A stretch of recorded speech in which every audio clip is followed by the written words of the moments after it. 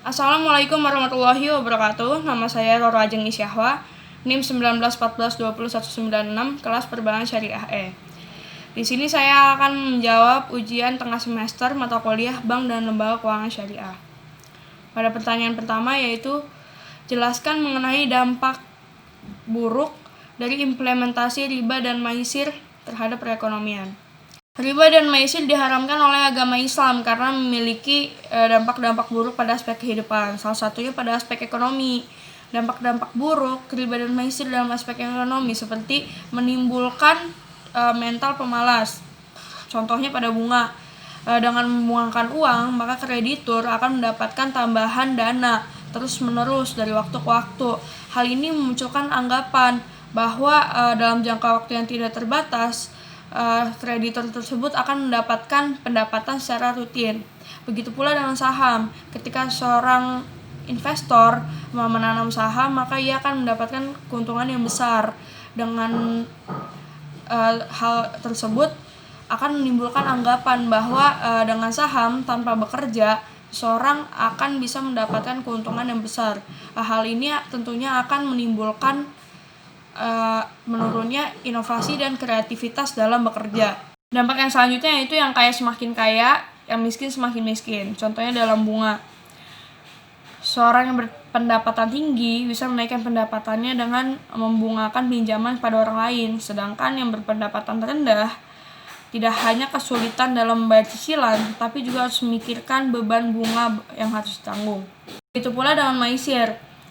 Contohnya seperti saham. Ketika seorang yang kaya berinvestasi dalam jumlah yang banyak, maka keuntungan yang akan dapat juga akan banyak. Tapi ketika rugi, maka akan berdampak sedikit kepada perekonomiannya karena orang tersebut memiliki harta yang banyak. Sedangkan bagi orang miskin, ketika berinvestasi, maka investasi dana yang dilakukannya itu lebih sedikit dibandingkan orang kaya. Oleh karena itu keuntungannya pun akan menjadi lebih sedikit. Tetapi ketika rugi akan sangat berdampak kepada perekonomiannya karena orang miskin memiliki kebutuhan dana yang lebih banyak.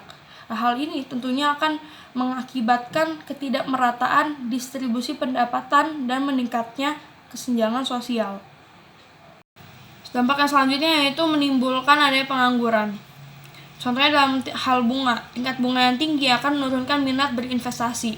Investor akan memperhitungkan harga pinjaman dan bunga bank. Investor tidak ingin menanggung bunga yang terlalu tinggi sehingga akan mengurangi produksinya dan mengurangi tenaga kerja. Hal ini akan berdampak kepada penurunan kesempatan kerja dan pendapatan sehingga akan menghambat pertumbuhan ekonomi. Pertanyaan yang selanjutnya yaitu jelaskan fungsi dari Dewan Pengawas Syariah (DPS) pada Bank Syariah dan sebutkan fatwa DSN terkait tabungan serta jabarkan apa saja akad yang digunakannya pada produk Bank Syariah. Fungsi DPS pada Bank Syariah yaitu mengawasi jalannya operasionalisasi bank sehari-hari agar sesuai dengan ketentuan syariah. Yang kedua yaitu membuat pernyataan biasanya tiap tahun bahwa bank yang diawasinya telah berjalan sesuai dengan ketentuan syariah. Yang ketiga, meneliti dan memberi rekomendasi produk baru terhadap bank yang diawasinya. Dan fatwa DSN terkait tabungan yaitu fatwa nomor 02/DSN MUI /4/2000 menetapkan bahwa tabungan ada dua jenis. Yang pertama, tabungan yang tidak dibenarkan secara syariah, yaitu tabungan yang berdasarkan perhitungan bunga. Yang kedua, tabungan yang dibenarkan, yaitu tabungan yang berdasarkan prinsip mudharabah dan prinsip wadiah. Pertanyaan yang selanjutnya yaitu jelaskan mengenai kendala pengembangan Baitul Mal wa Tamwil atau BMT.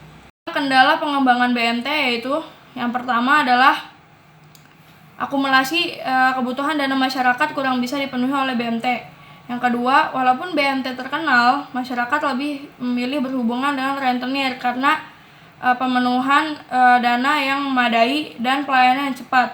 Yang nantinya BMT belum bisa memberikan pelayanan mengenai jumlah dana dan waktu.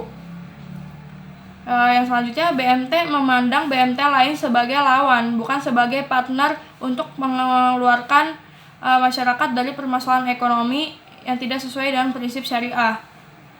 Yang selanjutnya yaitu BMT lebih banyak menghimpun dana untuk keperluan bisnis dibandingkan dengan mengelola zakat, sedekah, dan infak.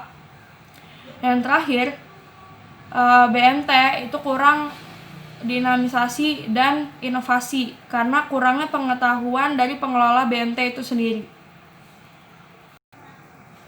Pertanyaan yang terakhir yaitu, sebutkan perbedaan antara asuransi syariah dan asuransi konvensional. Perbedaannya yaitu asuransi syariah diawasi oleh Dewan Pengawas Syariah terkait dengan produk dan investasinya agar sesuai dengan prinsip syariah. Sedangkan asuransi konvensional tidak diawasi oleh badan manapun, akan tapi harus menuruti dengan peraturan otoritas jasa keuangan.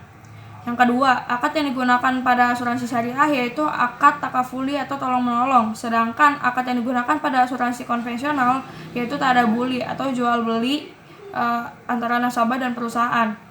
Yang ketiga, investasi dana dari asuransi syariah itu berdasarkan prinsip syariah, yaitu sistem bagi hasil atau al-mudharabah. Sedangkan pada asuransi konvensional, investasi dananya menggunakan sistem bunga. Yang keempat, terkait dengan kepemilikan dana, pada asuransi syariah, premi itu milik nasabah. Perusahaan hanya sebagai pemegang amanah untuk mengelolanya saja. Sedangkan pada asuransi konvensional, premi sepenuhnya itu milik perusahaan dan perusahaan bebas menentukan investasinya.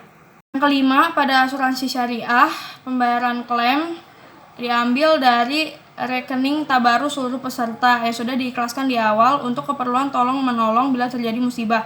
Sedangkan pada asuransi konvensional, pembayaran klaim diambil dari rekening dana perusahaan. Dan yang terakhir, keuntungan pada asuransi syariah dibagi antara nasabah dan pihak perusahaan dengan menggunakan sistem bagi hasil al-mudharabah. Sedangkan pada asuransi konvensional, keuntungan seluruhnya milik perusahaan. Jika tidak ada klaim, nasabah tidak akan mendapatkan apa-apa. Sekian jawaban dari saya, kurang lebihnya mohon maaf. Assalamualaikum warahmatullahi wabarakatuh.